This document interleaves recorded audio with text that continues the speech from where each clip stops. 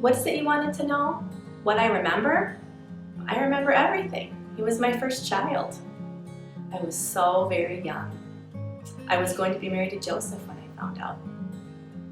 My name's Daniel. I live in Tiberias, near Galilee now, with my son and his wife. When I was young, I owned an inn down in the south, Bethlehem. There I was in my father's house when suddenly there was this being, this presence.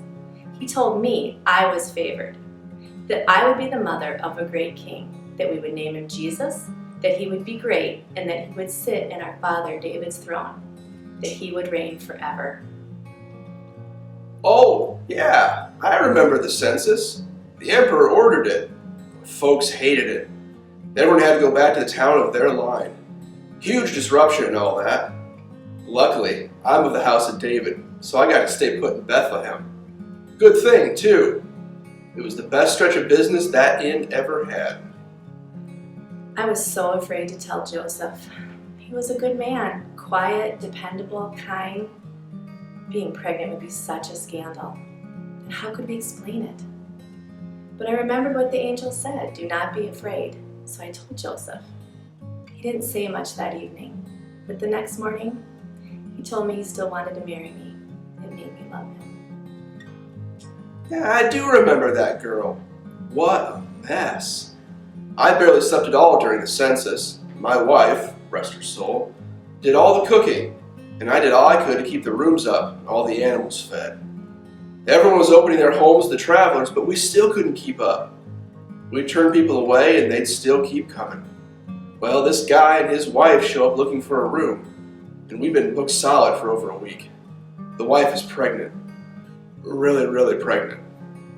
I start to give them the no room speech, and my wife gives me that look. You know the one. So I take them behind the inn, figure at least I can give the donkey some feed before I send them off. And the guy says, "Can we use the stable?" I figure, why not? It's plenty big. It's warm with all the animals, so sure. The birth itself, it was such a whirlwind. We had to travel to Bethlehem. Joseph was at David's house. I was in the last days of my pregnancy, and I was riding a donkey from Nazareth to Bethlehem. Can you imagine? When we finally got to Bethlehem, there weren't any places to stay. The whole town was full of travelers. Joseph found us a place in a stable behind the inn. Of course, that's when I went into labor, in a stable.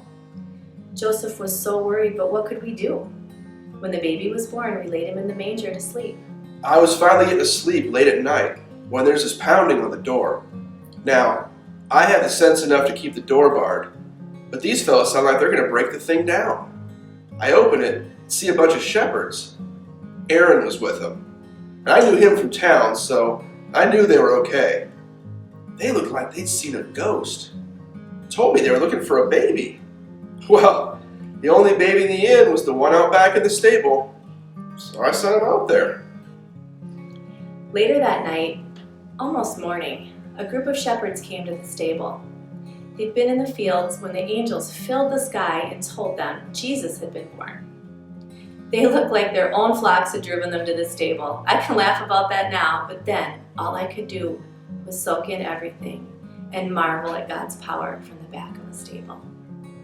Funny thing is, I saw that girl just a few weeks ago. It's been 30 years, but I could never forget her. I was at my cousin's wedding down the road in Cana, and there she was.